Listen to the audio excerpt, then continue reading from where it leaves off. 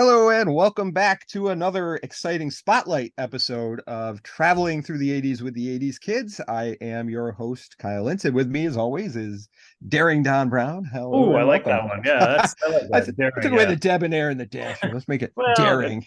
a lot of D words, yeah. Yeah, As yeah. long as it's not a bad one, we're all right. So, All right, so we're excited today. We got a pretty special guest. We're going to be talking today about some classic 80s movies as well as going into modern stuff because our guest is currently still out there acting, still out there doing and writing music as well. We've got with us actor Courtney Gains. Thank you so much yeah, for Right joining on. us.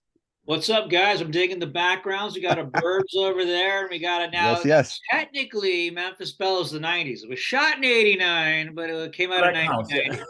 You Yeah, know, yeah. you're very daring, man. You're already into the '90s. Well, we and we I what we so many we choices to trickle into choose, it. backgrounds, and then I can see the poster in your background. So I'm like, I think Yeah, I there got it is. the There right it is. one. Actually, that's a kiosk that somebody got me. I did a movie, which is very cool. Oh, that's But yeah, awesome.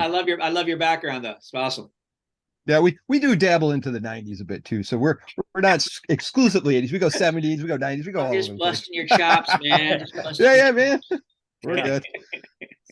So thanks so much for joining us. We Yes. really just want to kind of chat with you, see what you're up to and talk about your Sure, career, where you started and how you got to where you're at. So sure. what did get you started into acting? What was it that interested you there? So, according to my father, I declared I was going to be an actor at 6 years old. Some adult asked me what I wanted to do, and he said you looked him right in the eye and you said I'm gonna be an actor. Like I was almost offended by the question, you know. And that's interesting. You know, very powerful. Not wanna be, gonna be, right? So Hmm. he said he remembered that, and he thought to himself at that point, well, if there's anything I can do to help make that happen, I will. And they did. They scrounged the pennies together and kept me in an acting class and stuff. But so Hmm. the first thing I can remember is maybe when I was 10, did I was in this after school program where all the tough kids were, all the broken homes, all the people who had to work two jobs and such. And there's this woman named Miss Gardner who was tough as nails, and she would get us to do theater. I don't know how. Really? She got the toughest kid in school, Frankie, to do the lead, and we were in drag in some play. I don't even remember the name No of it. kidding. Yeah, it's That's crazy, right? This we're talking very in the 70s. progressive. She, That's she was awesome. ahead of her time. But it Yeah. gave us, the rest of us were like, yeah, sure, we'll do it. Because I was like, oh, you think we're funny in dresses? Let me go tell Frankie you said that. They'd be like, you know? But then we did Snow White and the Seven Dwarfs. Started out as a Hmm. dwarf, as a character actor, right? And the prince dropped out. And she wanted me to do it, and I didn't want to do it. I'm like, oh God, I got to kiss the girl. Like, oh, I'm 10 years old. I don't want to do this. I go out though, and I do it, and the crowd applauds, and I'm like Hmm. hooked. I'm That's like it. Yeah. hooked, right? Like that's it. I'm all in. And from that point on, I would just constantly pester my parents about it. And finally, at 13, my mom took me to an acting class that I did not like. You got to understand, I was a kid who grew up in a tough neighborhood in the hood. Hmm. This was like tights and tap dancing, and like that's because that's what she knew. My mom was in like a USO Hmm. back in World War II in entertaining troops, so that's what she knew. Okay. And I was like, I hate this class. I'm going to quit. And this guy stopped me on the street named Virgil Fry, who I didn't recognize, but he was a working actor. He said, I like your son's look. I'm teaching a class. I'm like, I don't know about this guy. He goes, my son's an actor. His son comes out from this audition. His son's name's Sean Fry. And you may not know who he is, but he was in the original movie Fun with Dick and Jane. He was the kid in Okay. that. He was in Yep. a ton of movies the weeks. He was in E.T., and I'd Hmm. recognize it right away. And I said to myself, my God, like this guy must know what he's talking about. His kid Right. works.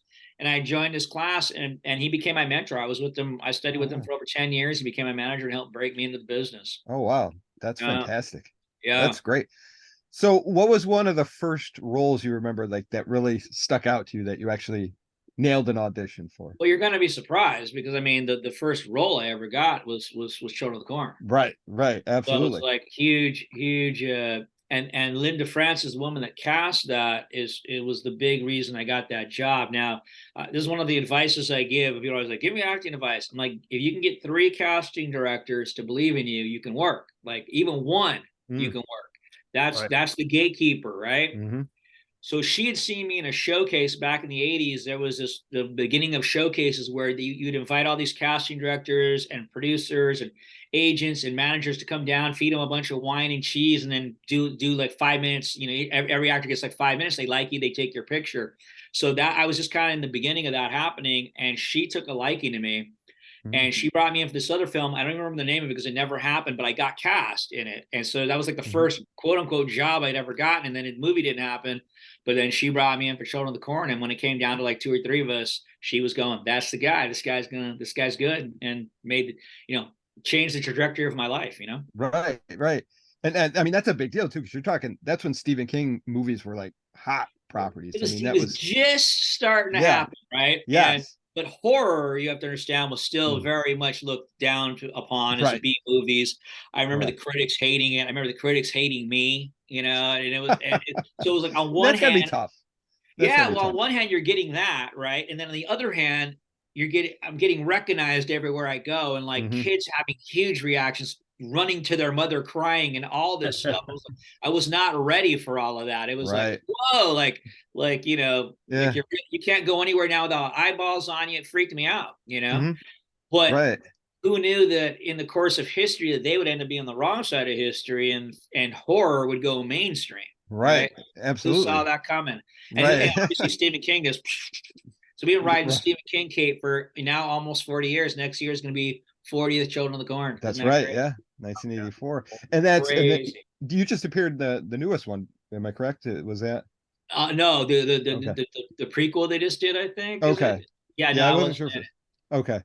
But did you appear in other ones like through the? There's almost a few times. Almost was in John Franklin wrote and starred in Children of the Corn 666. That almost happened. I was going to do something in that, and then the TV sci-fi version, I was going to do a cameo in that for Don Borchers, who was the producer of the original one. He was directing it, and I got caught, and I was in a convention in Florida, or I think it was Florida, it was East Coast, and I couldn't get where I had to get because of weather. But I think Sci-Fi never forgave me for it because I've been on their blacklist ever since.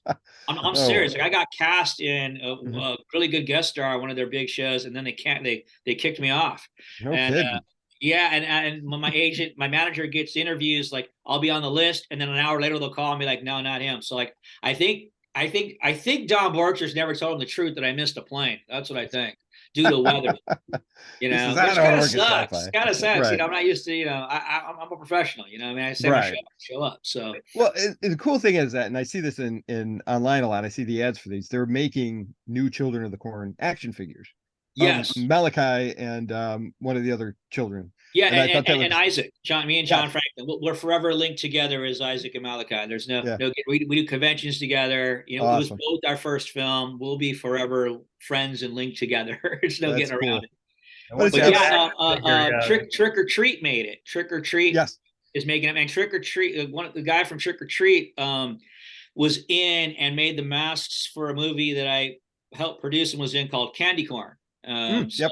So there's a whole full circle there. That's fantastic, But it's gonna be kind of surreal to see that figure like now.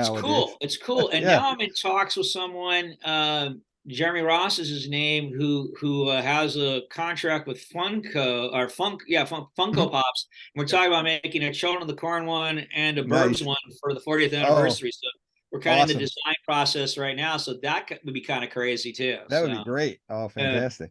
Yeah. So now, Children of the Corn. It was a pretty good hit, and obviously you're getting recognized. Where did you kind of travel from there? What was the next? So I went on this terror, right? Like for 5 years. So the whole thing back then was you had to be 18 and look younger, as for teen cinema, right? You couldn't work full days if you were under 18. Emancipation laws were not what they are now. So that was so I had 5 years of studying under my belt, plus looking 15 when I'm 18, and teen cinema is blowing up. So I was at the right place at the right time, right? So right after that was a movie called Hard Bodies. Columbia Pictures put out that was also another B movie. Corman made it, Roger Corman. But the director, Mark Griffin, I was in an acting class with him in Santa Monica I used to go to, and he kind of tailor-made that role for me. I still had to audition, but it was kind of a foregone that I was going to get it. So I came right back and was right into that. And then right after that, I did Lust in the Dust, which was... That's a crazy movie. It's a very cool and crazy movie. It is. But at the time, I was like, I was young, right? And this was the first time I was going to go on second I was going to go on location, and the casting directors were like, if you have any problems, the first AD straight. which really like scared me more, right? It didn't make it better, it scared me more. And it had nothing to do with anything. Everybody Right. was great. Everybody was great to work with. It was such a wonderful veteran cast of actors. I stayed, Mhm. I worked for 2 weeks, and I was in Santa Fe, New Mexico, which was just an amazing place. I wish I had been smart enough to buy property back then, because now it's like super, super Right. popular. But it was Mhm. beautiful. I stayed 2 more weeks just so I could watch all these wonderful veteran actors work, and Mhm. which I'm glad I did, because I learned a ton.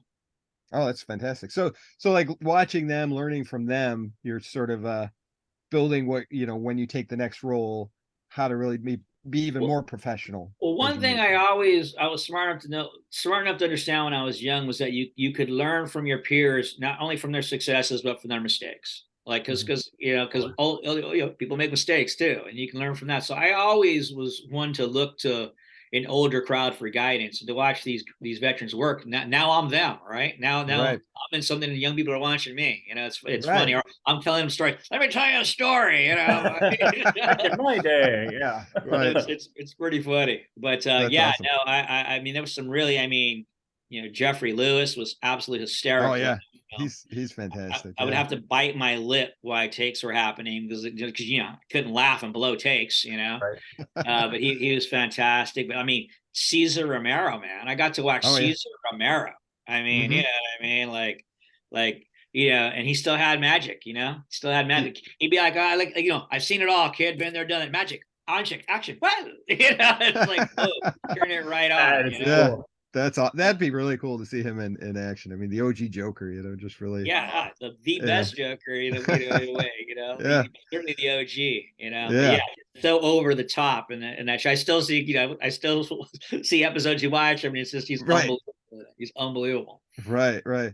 And Now, when they mentioned that, growing up watching it, I'm like, now that they mentioned that, they covered up his mustache because he refused to shave it. Now, when you see it, like, oh, I see it now. But as a kid, you Yeah, weren't paying attention to that. yeah. But now you know that and that's yeah, there. and But before that, he was, Mr. Debonair leading yeah, man. It was such a different gig, really, for him. I mean, he was the original Rico Suave, man. yeah, Right. have Right. that experience.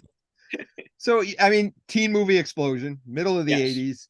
yes, You get cast in Back to the Future, one of the yes. biggest I movies think of that the was like 80s. maybe third, fourth film, something like that. Yeah, Yeah. and it's a memorable role too, because you're the one that Yeah. basically gets George McFly the rest of the courage that he needs to Yeah, I mean, be the if you're man he gonna have becomes. if you're gonna have a small part in a movie, it's good to have it in a part, an arc that matters, and that Right. obviously was the most important, one of the most important arcs in the movie. So Absolutely. And there's dozens of kids in that scene, but yours is one they'll remember because of that moment. And that's right, pretty right, cool.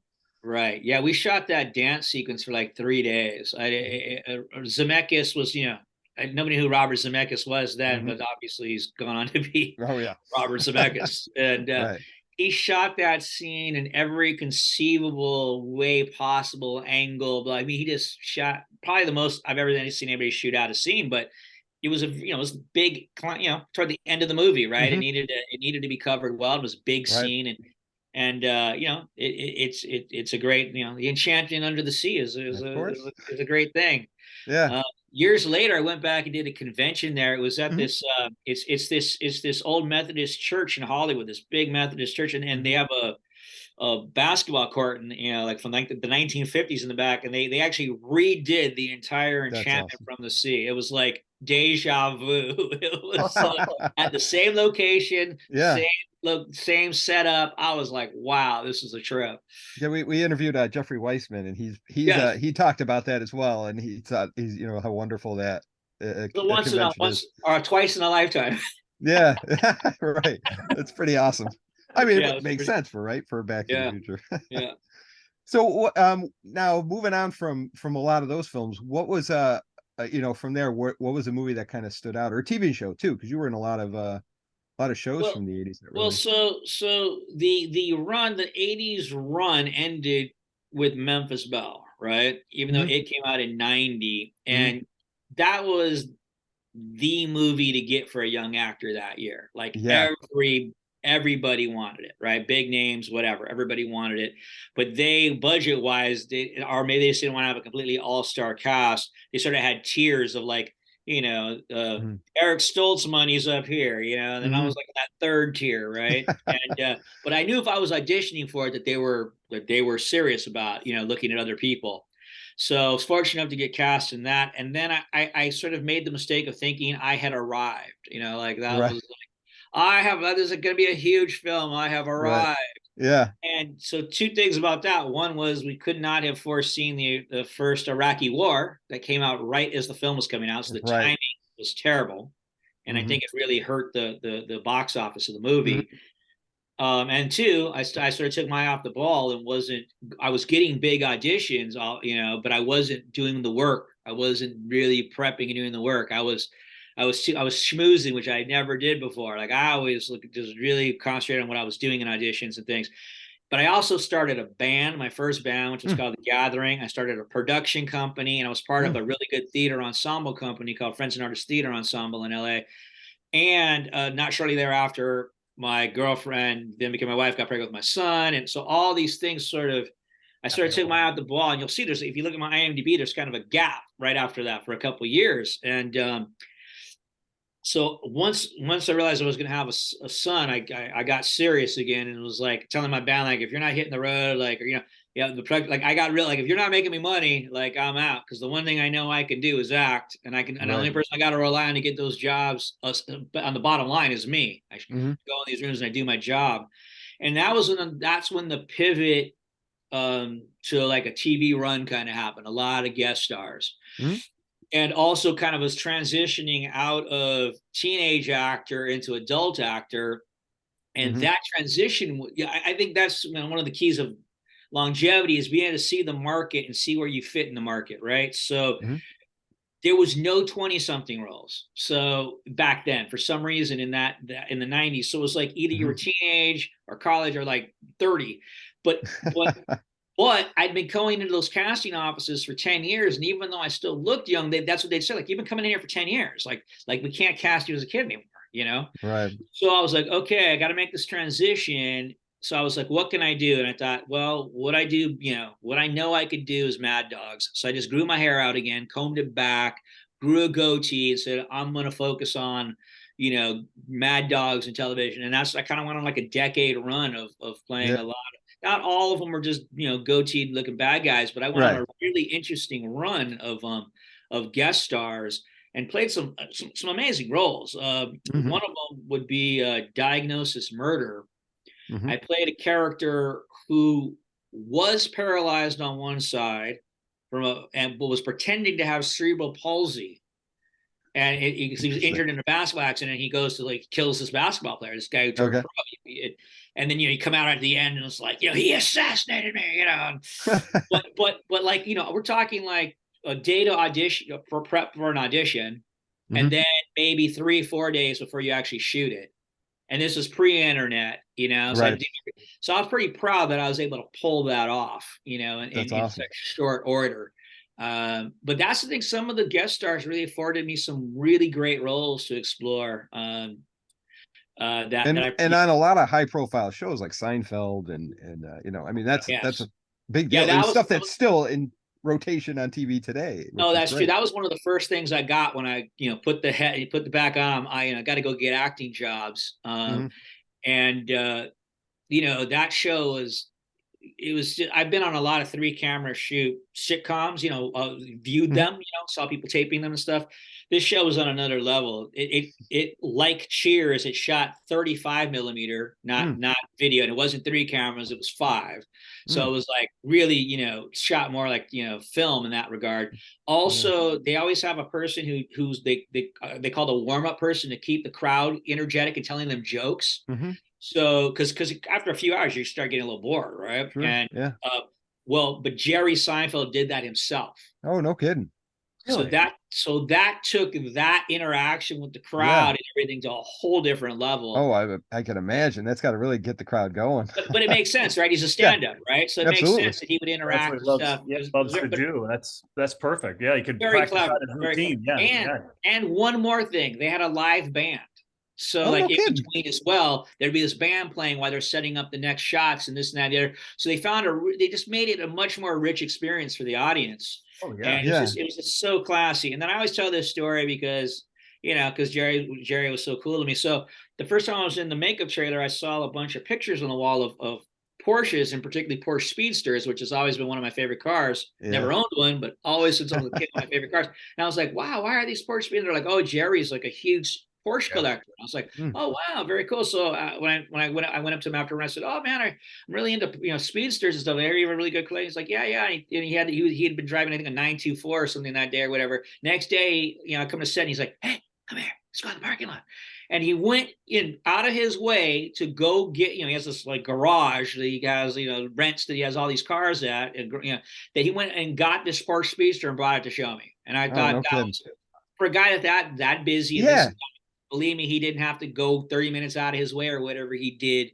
And it was this beautiful speedster with this sort of cream color blue I'd never seen before, with a tan interior, with wood grain and everything. I was like, if I make $1 million, we'll come back to Jerry and go, give me that car, Jerry. That's pretty cool though. That it was very cool. It was very cool. I mean, he didn't have to do it. It just shows you the kind of person I think he is. Yeah, and that's fantastic.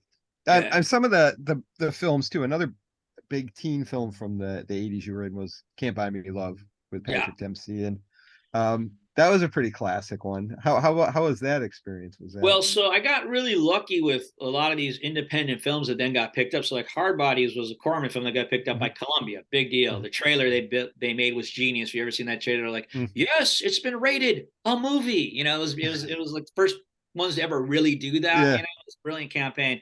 So Can't Buy Me Love was originally called Boy Meets Girl, and it was a film for a company called Apollo Pictures, who myself and Gerardo Mejia had just did a motorcycle movie for, called Winners Take All.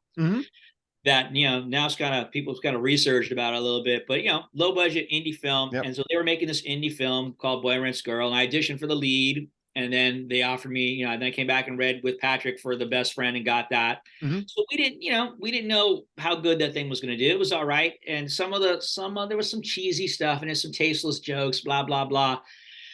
Then Disney picked the movie up. Touchtone. It was so Touchtone was like just starting this division called Touchtone. So they picked the movie up. And we went back to Arizona and they took out all the tasteless jokes and redid some reshoots and made it better. And then they spent a grip of money buying the title track, Can't Buy Me Love, like $250,000 kind of money back in the 80s. Yeah. But it just completely, elevated the quality of a theatrical release, and it paid off. And the movie ended up being the number 3 movie of the summer, and their other film they picked up, Stakeout, was number 1. So it was like Touchtone, like bam, splashed big way. Yeah, so they jumped on the scene pretty big. And it certainly made launched Patrick Dempsey's career. That's for absolutely. Sure. And I remember just when it came out, that was a big movie we talked about a lot in school. Everybody's like, "Oh, did you see that one? Did you see that one?" We rewatch it a lot. We'd rent that one at the video. Oh, people still, scream to me, you bleeped on my house, and I still write that on at cons, So no, it's in the lexicon of iconic quotes, It is, yeah. I mean, and I'm just going over some of the shows, because there's shows that I love that you were in. Namely like Starman, Misfits of Science. Love Starman so much. And like Misfits of Science was one of those shows that you watched all the time. I gotta be honest, I barely remember being in Misfits of Science. I think I worked a day or something, but I barely remember doing it. But Starman I remember well. Shoot, I blank on names under pressure. Robert Hayes. So Robert Hayes. Just one of the nicest down to earth dudes you'll ever meet. So he did a movie with my acting mentor called Take This Job and Shove It. You remember that movie? Yeah, absolutely. And they became friendly, and so my acting teacher would have people come to class. So like Robert Hayes would often come hang out at our class. That's cool. Which as a teenager was just like, oh my God, it's like Robert Hayes, like, hanging out with us and getting to act with him. It was so great. So he, got to know me at that point a bit, and he directed that episode. Oh, cool. And so I had to audition, but I had him rooting for me already, which really freed me up in the room, and I just slayed the audition. That's cool. And I was really on a crazy roll at that point. I was doing colors, Yes. and Big I deal when was it came out. shooting that in between, and there was this movie that I don't know how well it did. I think it was called Miracle Mile, and I was doing this voiceover that was really important on that they ended up cutting my voice out. They got mad at me because I couldn't come back and do reshoots or something. I was just so busy. I was just working my arse off at that time. But getting to work with Robert, again, he's such a nice guy. He, just gave me a ton of confidence to be just a total bully and have a good time doing it. So that one was a lot of fun for me to work on. Yeah. Well, let's kind of move into one of my favorites from that decade, which is The House Behind Me, Joe Dante's Burbs, one of those cult classic-y movies. Cult classic, yeah. It's so great. I didn't really know that until I started doing conventions about 15 years ago, because again, kind of a little bit pre-internet and all that. Tom Hanks had just come off of Big, and Big, went big. Huge. And so the expectations were there, and it didn't do that kind of money in the box office. So the producers' mentality, I was, it did all right. Universal, they were a little disappointed or whatever. So that was sort of how that was left. But when it went on to DVD and cable and all that, it ended up getting this cult following that once I started doing conventions, I came with just some Children of the Corn pictures, because I thought that's what anybody want. Everybody was like, where's your Burbs? Where's your Burbs? Where's your Burbs? Yeah. That's my number 2 seller, I can imagine, yeah. And people who love that movie love it to death. Absolutely. I love Joe Dante, and because he has that tongue-in-cheek horror, he touches on all those genres, mash them together, and that's the perfect blend. Just like Gremlins, it's just like that blend of the best of those genres together. And what a great cast! What a great cast! I mean, Carrie Fisher, Rick right Dukeman. Yeah, I mean, so Joe great. Dante, I mean, that's the driving force, obviously.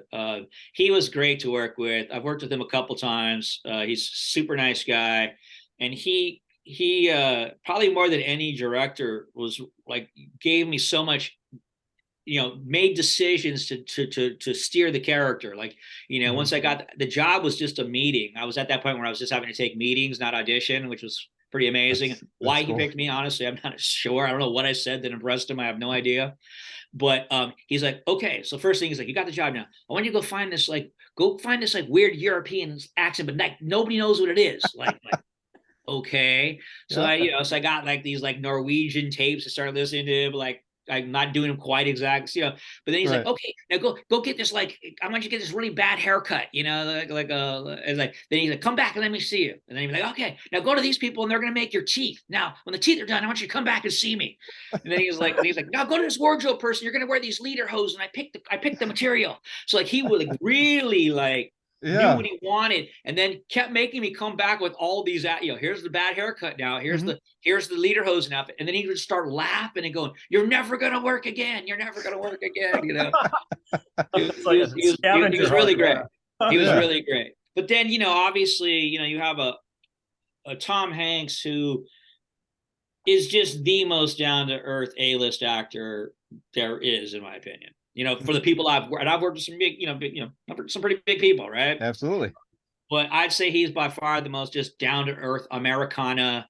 Likes to sit there on set, smoking a cigar, listen to a radio of a baseball game. Like he could, he could say, "Give me a giant screen TV out here to watch." Right. No, he wants to listen to it on the radio. You know what I mean? Yeah. It's like just nostalgia, right? Yeah. But when you have a guy that's like that, then that just sets the tone, right? If he's not a prima donna in any way, shape, or form, then nobody else can. You know what I mean? Like he sets the tone. So right. So that, and he's just such a nice guy over the years. He's all, I've auditioned for stuff at Playtone. He's always been so great to me. Anything he can do to help me, he's always done. Like, and I've never, I should have kept better in touch with him over the years. After the movie, he was like, "Keep in touch. I want to know what you're doing." And I was too young to like, he doesn't really mean it, whatever. But he's always been supportive of me, and I really appreciate that. But Bruce Dern's my guy. Okay. Yes. Oh, he's wonderful. Like I've always been a huge Bruce Dern fan. Yeah. That guy plays an asshole better than anybody. He is like You want to play, you want to learn how to play, you know, the dozens or play the Dirty Dozen. you know what I mean? Right? The responses that are always nasty back or whatever. A lot of those were him just doing improvs too. No kidding. He's so sharp. That's great. I mean, some of the best lines in the movie of his are improvs. You know, that was a 10 on the Richter scale, Rube. That was one. Hey, Pinocchio, where you going? That's Right, another one, which is famous. People always say that to me all the time. Yeah, but I mean, before working on the Burbs, I was just a huge fan of his, and he really took a liking to my work and really took me under his wing and was really, really complimentary and really gave me good advice. And he's another one I wish I had kept in touch more with in hindsight, because he had all those years of experience, and he gave me some really good advice that I was able to follow once I was done with that movie. But years later, I got to do another movie with him called Hellblazer. That's this little movie I think that came straight to Tubi or something. Had all these recognizable horror people, but it was so great to get to see him again and just say, you know, all those years later, like how much of an impact, you know, what you said, you know, had on me and meant to me. And then at 70, he just kicked my ass in the scene, you know, like his mind's so sharp. He's just talking smack to me, you know, my character I couldn't keep up with him. You know what I mean? Like his improv skills are just he's so quick. And you're just going, I'm just getting my ass kicked here by Bruce Dern right now, you know, and I don't say that very often, you know what I'm saying? I don't. But he's a force, man. He's a force. But it's got to feel. Oh, I'm sorry. I didn't mean to. No, I love this conversation because Kyle and I, we've had this conversation with a couple of folks too, of when you meet your hero or you meet someone that you kind of live up to and you're like, you never know what it's going to be. Is it going to be who you expect, or is it going to be, they're going to totally shatter it where you're like, you know what? I don't know if I can be a fan of yours because of the treatment. So it's really good to hear that, because we, you know, as fans and audience members don't get to see what you get to see. Right. And to hear that Bruce Dern is the guy we think he is, and that Tom Hanks is down to earth, and even Cesar Romero. It's just really cool to hear that, because we had, you know, run-ins with, you know, some of our heroes, and we're like, that's why, you know, I always tell the good stories. I don't like to tell the bad stories. We wouldn't bring up any of the bad ones, but it's not my style, right? But like you said, the ones that are good, it's important for me to let people know that they are, because that I appreciated what they've done for me, because you know, they didn't have to. But you're absolutely right. I have, especially at conventions and this and that, I've met plenty of people that I respected that ended up like dickweeds. And we've had that happen. And you know, I don't want to see anything they're in after that. That's the straight up truth. Like it kills it for me. Because when I see it, I just start thinking about my bad experience with them. And particularly conventions, and I've said this before, where I don't have sympathy is this. Here's the job description. Show up at a table where people are happy to meet you and will pay you money to sign your name on things. Now, Joe Blow, anybody in America would love to have that job. And these fools are sitting there, you know, acting like grumpy and that they deserve better in life or something. You know what? Then go lay bricks for a living. Go on, you know, go to Arizona at 100-degree weather and put on roofs, because you know, this is the easiest freaking job that exists. I mean, I'm not saying I don't get exhausted after like the Saturday long day. And here's why: because I'm not used to being nice to people for that long. Right? You know what I'm saying? You're smiling all day long, right? It's exhausting. I can't imagine. I mean, just signing some documents for 5 minutes. Sometimes your hand hurts. Somebody you know, have to ask someone to do all day long signing on. I could see that, and I totally, I respect that. Just you've heard a story. You're hearing a story that maybe you've heard 100 times, but for this person, they drove 4 hours to come tell you that one story. Now, look, when I meet somebody that's a hero of mine, I have that story. I want to tell my story too. You know what I mean? So you got, I'm present and I'm listening and I'm engaged. I'm just saying, to be that engaged for that many hours, 10 hours or whatever it is on Saturdays, can be exhausting. It is. So I can imagine. Being said, come on, dude, it's the easiest job in the freaking world. Yeah. So like, what are you doing sitting here like, you know, go, then don't do it. It's a choice. Right. You don't have to do it. They're paying the movie ticket price. They're paying for cable to watch you perform. And if you walk out and there's no audience clapping, it's like, well, you know. Why are you ruining these people's day? They came to see you. They're happy to see you. You know, just be nice. You know, I remember one time I was, you know, having breakfast with one of my best friends, he had moved to Portland, and somebody stopped, somebody, jumped in the middle of it and asked, started talking to us, whatever. And when they left, you said, you realize you just made that person's day, right? And I just never forgot that. You have that power every at conventions all day long to, like, you can ruin somebody's day, right? Or you can make their day. Yeah. And very few people are in that position in life, right? Like, it doesn't take that much effort to be kind, man. Oh, absolutely. And one of our encounters at a convention, we met. She was absolutely incredible. She's been on our show. She's a dear friend. Just those kind of moments where you can connect with someone and just, you make more than just a brief hello, how are you? It becomes, you build a friendship from there. It's pretty cool. Right. You absolutely can. It's a highlight for them. So don't forget that. You know what I mean? And you've been able to connect with people that we never really thought we'd be doing podcasts and having conversations with you. I mean, this is great. I mean, this is awesome. We grew up with the shows, and just being able to hear these stories is just like a prize for us. Like, this is incredible.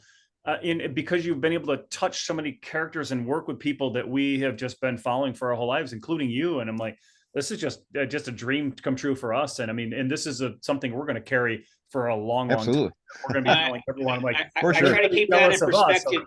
I try to keep that in perspective too. And I'm doing these podcasts. I know that people are doing these podcasts are doing them because they're fans first, right? It's like it's for the love of the game, right? That's why you're here. It's not like you're making $1 million doing this.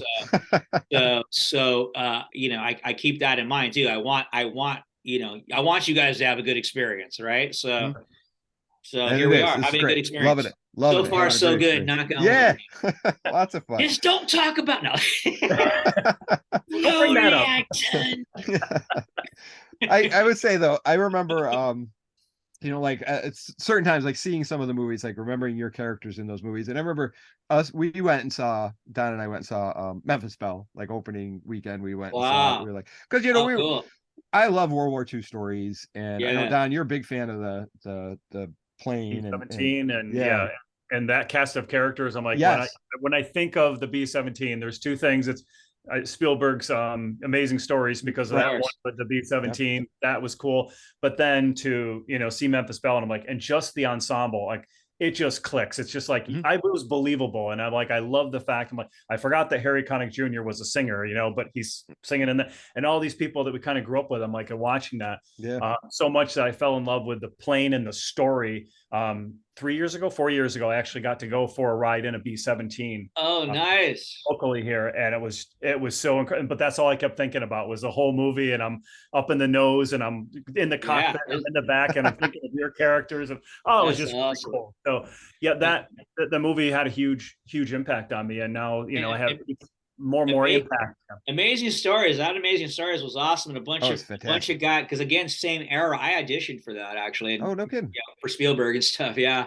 And I think he was really being really true to. I think that even I'm 5'10", that was too tall to be in the planes. Okay. So he was like being like that about it. Like he was really being like that. But a few guys that guys I worked with and were friends with, Casey Shamasco and JJ Cohen were in that thing. And I was hella jealous, when they got it and I didn't, I remember. At the end of Memphis Belle, I'm like, if they just had that cartoonist, they would have cranking that wheel. How would you not be thinking about that, right? If you just had Spielberg telling this story, they would have been they would have drawn them right in, Cartoon wheel dropping, they're good to go. But those are the two most, of the era, certainly the most that you identify with the B-17 for sure. Absolutely. And I think even today, that's what I'm still thinking about when I think of that. Last year from that era, though, like there was tons of war movies made before that, that's for sure, and good ones, really. Absolutely. But it was such a class act project to be part of. All of the guys, we don't keep in touch all the time or anything by any stretch. Sean Astin's probably the person I know best from it because we both had girlfriends who weren't there. The other people had either their wives or their girlfriends, or the single guys were all running around. So we were like white knuckling and waiting for our girlfriends to come. So we sort of bonded together. He's a super nice guy. But that's cool. But that movie had the production had 4 Oscars on it. The cinematographer, the production designer, who's Stuart Craig, who you just see in every English movie still to this day, the editor, and the producer. So like it was like the level of you know, coming into from the jump was just huge. And we got to shoot it at famous Pinewood Studios in the UK. And you know, so it was just top notch. And we all, every time we see, we're like, we're chasing that experience for the rest of our career, because that was just so amazing. That's awesome. So now let's talk about, you mentioned you had a band.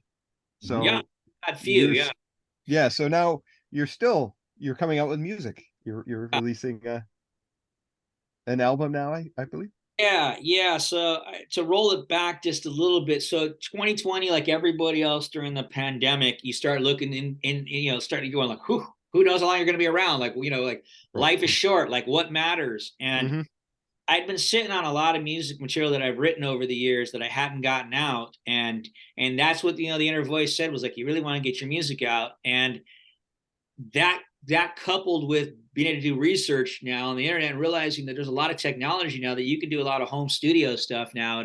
Absolutely. Couldn't before. And that was a big part of the conversation, was I don't have, you know, how am I going to make my money back going into the studio? So so that freed me up. So the first thing I did was put out a record in put out 5 songs in 2021 called Acoustic Gains Volume 1. And that was all acoustic songs. And at the same time, the previous band I was in, Ripple Street, that I'd been in on and off for years, we put out 4 singles, and that really kind of got that ball rolling again. I was, you know, I was doing vocals from, you know, in my closet, you know, and you know, things like that, and you know, for the Ripple Street, and then sending it off to these guys, and then they're mixing, and it's like all of a sudden, like, oh man, it's like I can do this now. I'm like more freed up to do it. So that was 2021 into 2022, and then end of 2022, I started tracking this record, Safe Haven. And it has 6 songs, and 3 songs are from the past, and 3 songs were stuff I currently wrote. The 3 songs from the past were all in a movie that I produced and starting called Benny Bliss and the Disciples of Greatness, that came out in, I think, 2009, 2006. It took a while to come out from the time we shot it to get it released, but it's a movie that was kind of taking off my own rants of anti-technology. So it starts with this guy getting electric shock treatment, who wakes up to, he gets a message from God that we've become too addicted to all of our technology. We're no longer paying attention to creation itself. So he commandeers this band, and then it sort of creates this whole thing, and then it culminates in this vortex in the desert where, you know, none of that stuff can, your phone doesn't work and all of that. And it's the last thing is like a 15-minute band playing. It's like for real, and it's like live, all of it. Oh, nice. Probably the most out of net I've ever been as an actor, but the band is all like legit guys. Like the bass player Corey Britz now plays in Bush. Like I mean, like people have gone on to do like really good stuff. That's awesome.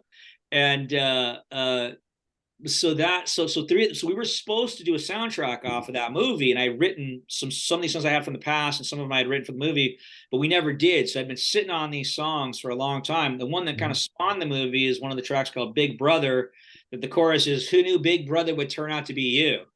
Because truth now, right? 1984, George was going to be the TV spying on us, which do to some degree, but our phones, but really they gave us these phones and we're like, hey man, like, you know, film yourself everywhere and we can track everywhere you go. We on Big Brother, haven't we? Right. We've accepted Big Brother. We've embraced Big Brother. We love it because it's all about our own vanity, right? It's like we're what is Facebook but our highlight reel of our life? Look at all look at us here doing this, or look at me here doing that. I always tell my son, do not compare yourself to other people's highlight reels. Right. They're not showing none of the bad stuff. Matter of fact, the people who look the happiest are the ones that end up like, you know, unfortunately, like killing themselves or something crazy, right? Right. Wonderful rosy pictures, but like that isn't their real life, you know, which is we don't see the behind the scenes. I mean, you see it's always on these datelines and things. These people, they're out doing like they're traveling, doing some road, you know, podcast their lives, and they're making it all look rosy, and then something really bad happens, right? Right. It's And I think, but it's unfortunate because people get depressed because they compare themselves to some woman who's 40 years old who shows a picture of herself that then she doctors up to look like she's 20, and then like, I don't look as good as her. Yeah, neither does she, and you're falling for her. Right. You know what I mean? It's like it's so, just, So that movie was kind of ahead of its time. It's probably something that we should rediscover. We made that movie. It was flip phones. It's only gotten worse, worse and worse. But so the bottom line is I've been sitting on these songs for a long time. So, and I wanted to put them out. So I had those plus 3 new ones, and these songs were all in the genre of, rock, but storytelling. Whereas I listen to my other stuff, some of it's like very personal and this and that, like the acoustic stuff's more personal. This is like, these are all storytelling songs. So like, and there's things I wanted to call like, things that I find, absurd, like a song. I have one called Bills in Space. That's basically for billionaires in space. And it's about the billionaire space race, which I personally consider the biggest ego trip on the planet today. And I'd agree with you on that. And I think a lot of people do, right? That's what I've been figuring out is like, yeah, man. But it's like, I would like those 3 dudes, those 3, great minds, obviously, top 1%ers. How about they take that same energy and figure out homelessness and feeding? Yeah. How about that? Yeah, 100%. There's so many other things we should fix here. Monetize it, they would. Yeah. Yes. If it can't be monetized, right. That's the sad problem of it all. So now there's a song called The Healer that's told from the point of view of a plastic surgeon, telling a woman why you should let her, what he's going to do for her, so kind of like it's fun, but I'm pointing at things that I find, shallow. Right. That's interesting. That's kind of a cool angle to take on that. That's cool. Well, that's why I put these particular songs together and only made an EP, because those are the ones I had that fit that. It's not a down, but they all fit. There's a topic there, Yeah. But it's kind of cool that you have that ability now to do this in your home. You don't have to rent the studios. You don't have to do all these extra things. Got to go to the studio. There's just too complicated. You have like 5 mics being done. So right. So I just had to go to the studio for drums. But yeah, you can mix now. I mean, I brought in a mixer to help me and stuff because I'm not on that level. But again, it became more affordable that I could at least not completely lose my shirt in the process putting my. So this record's coming out October 2nd. One song's already been released called Lookout. That is, if I can make a music video, be film noir. It's about a boxer who's told by the mob he's got to throw a fight. So that's kind of the idea of that one. Cool. And so you could hear that song. You got to go to fakefangs.com. That's where the record label that picked it up. We're not going through Spotify. We're not going through iTunes. None of that. I've been through all that. They don't do nothing for you. So we're gonna do our garage band. I don't know for not garage band. What's that thing called? Okay, indie label. Yeah, well, it's an indie label, but through I forget what it's called. Everybody can get more support as an individual artist. Oh yeah, like the local record stores and. No, online platform. I can't like garage something or other. I can't. Okay. Yeah, I know the one you mean. Yeah, now I know the one you mean. Never mind. Yeah, garage. It's like garage band something. Yeah. So Fake Fangs record label, fakefangs.com is where you can get it. And you got to buy the whole record. We're not selling individual songs. Cool. So but right now you can listen to Lookout. We'll put out a single. You can hear it. You can listen to it as many times as you want. If you like it, you can pre-order the album. If you pre-order the album, you can get a personally signed to you or a CD. So we're doing a limited run of 500 CDs, which I love is old school. I love our physical copies, I love the physical copy. But you digi download, or you can do digi download for a couple bucks less, and so that's how we're putting this thing out. So it's a little bit different, but I really like it. I'm really happy to have a label supporting me and helping design the packaging and doing and putting some skin in the game to help make the CDs and all that stuff. So that's awesome. I love the idea that you're embracing that lost art of the concept record. That's something that you don't see much anymore. Yeah, I wouldn't quite call it a concept record. It's not like Dark Side of the Moon, which is right. No, sure, but. Well, there's storytelling subject matter. Yes, I'll give it that. And it's tied together in some way, which is kind of cool. Yes, indeed. Very cool. That's awesome. There was one thing I do want to ask, because this is more for my wife, but she's a huge fan of the Middle. Oh yeah. So and I know you had a guest spot on there, I believe, at one point. So yeah, she was like, "Well, make sure you ask him about the Middle." So I was like, I'll throw that in, because we'd love that. One was, it was just an offer, which I rarely get offers for television. You usually have to go down there, and audition for them. And the second part was that I lived in Toluca Lake at the time, and Warner Brothers is very near there. And then they have their Warner Brothers offshoot, which is like a sort of big, like this is not right on the lot. It's down the street.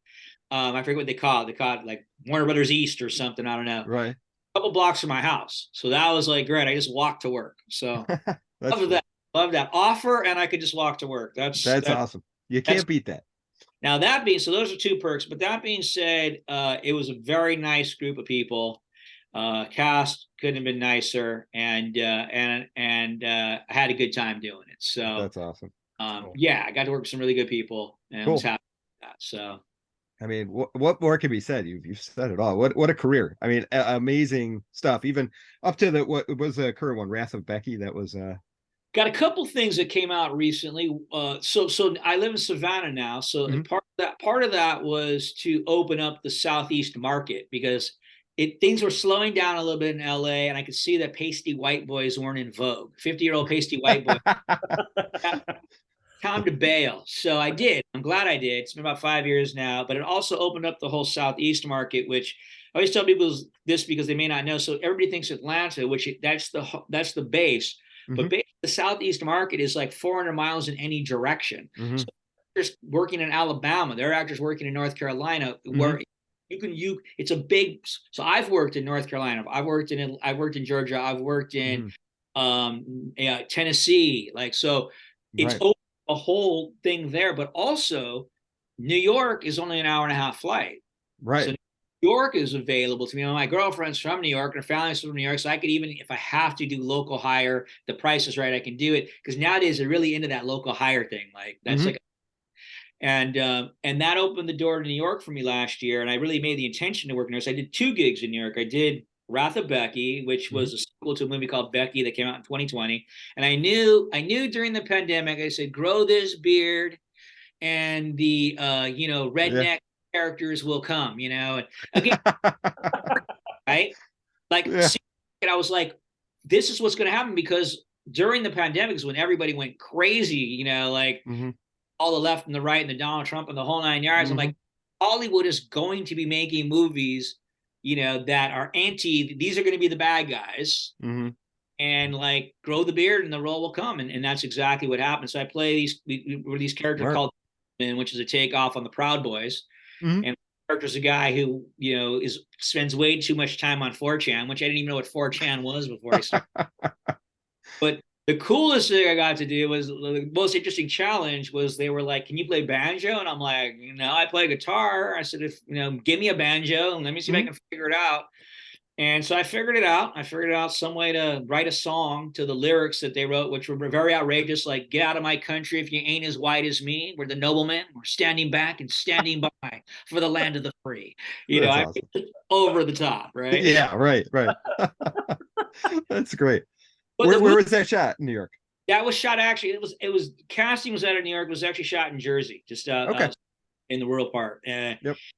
Same location where they shot Prince of Tides, I think, that location. Very cool cabin, super cool with this lake. And they kept telling the story was Nick Nolte, they couldn't get him off the lake. He kept getting on the boat and going fishing. They kept going like, Nick, come back. We need to shoot. Yeah, man, I got something. Well, I didn't do that. I didn't get on the boat and go fishing. That's apparently the Nick Nolte story, which is awesome. That is great. Came out really good. I'm really happy with the directorialness, the cinematography, the cutting, the performances, and it's doing pretty well. But the other thing I did was I got cast by Rockstar Video Games, and they have a big place there in New York, and it was actually in Long Island, not far from where my girlfriend's family lives. So I just stayed there and said they would have put me in a hotel downtown, but I was like, nah, I'm 5-10 minutes away, man. Like, make it easy.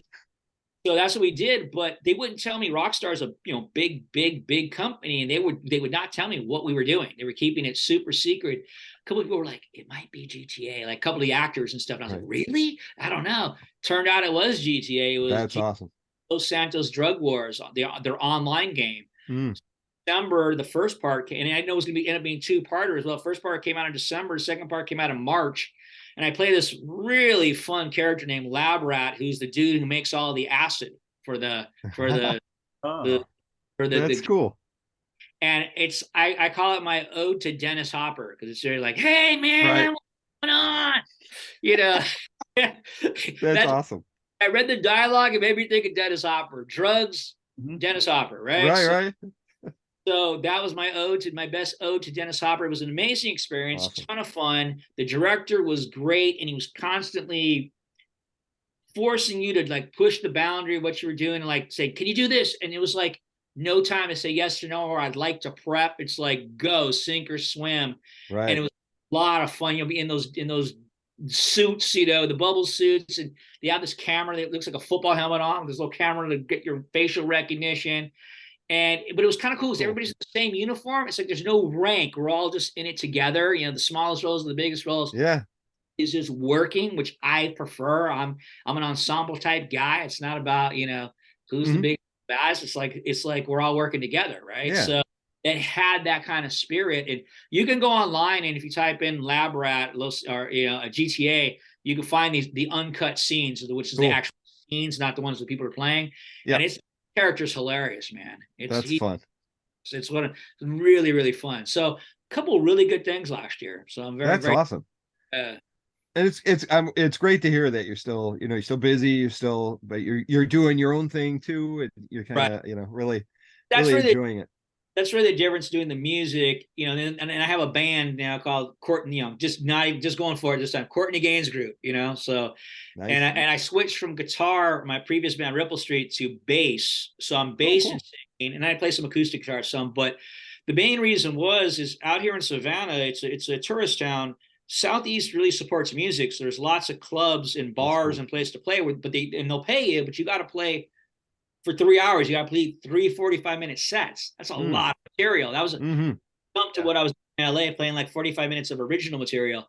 So where they don't pay you just got to bring people in, like kind of deal. So I had to finally take on learning covers, about 70% covers, but I also felt like I needed a better guitar player to carry the band, because now you're doing a lot of lead work. You're getting the songs out, right? You're playing for 5-minute sets. So made the switch, and for the last 9 months, that's what we've been doing, and playing steadily, becoming weekend warriors, and getting paid. I can keep a good band because I can pay them, and it's all been about gearing up to hit the road for this record. That's what it's been about. Awesome. And so the coolest first thing we're doing is a place called Haunted Pyramids in Lawton, North Carolina.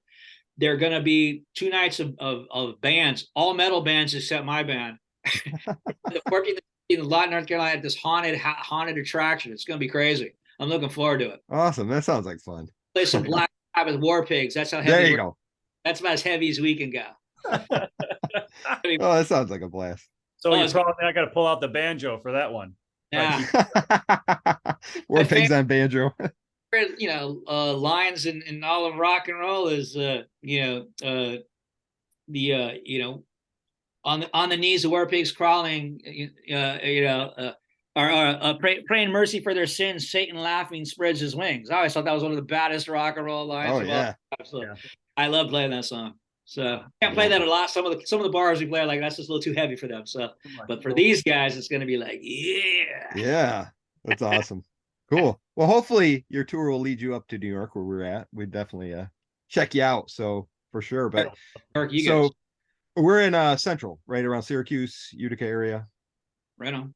So yeah, which has become a huge hub for movie making. There's a studio out here now. It's called American High, and they do a lot of teen comedies, which has been sort of the genre. They bought a high school up here, and they're shooting movies left and right, which has been pretty cool. Really? Is that the production company's name? Yes. What's the American High? Jeremy Gerlich is the man. He wrote the movie The Breakup with Vince Vaughn, and he just directed Adam Sandler and Jennifer Aniston in that Murder Mystery 2 for Netflix.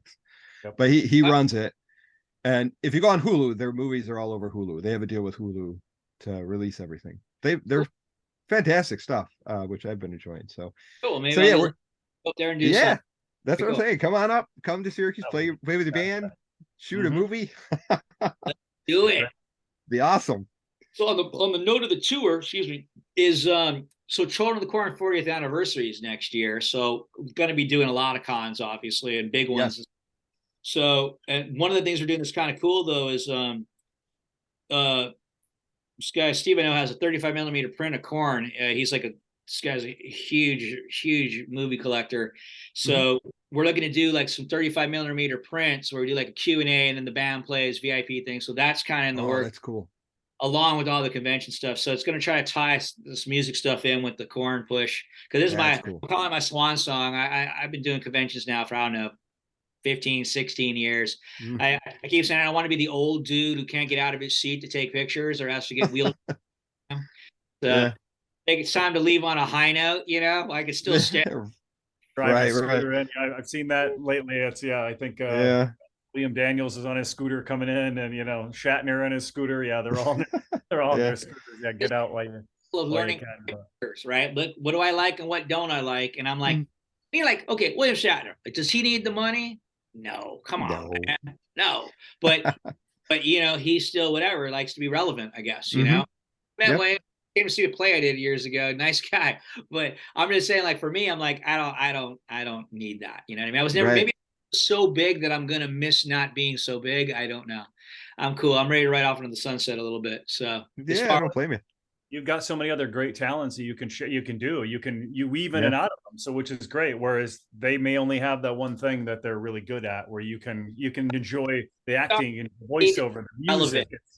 That's my take on it, because they don't need money anymore. I mean, come on, William Shatner, does not need the money. So even though they like what $100 or something for his autograph, which is like, I think it's up there.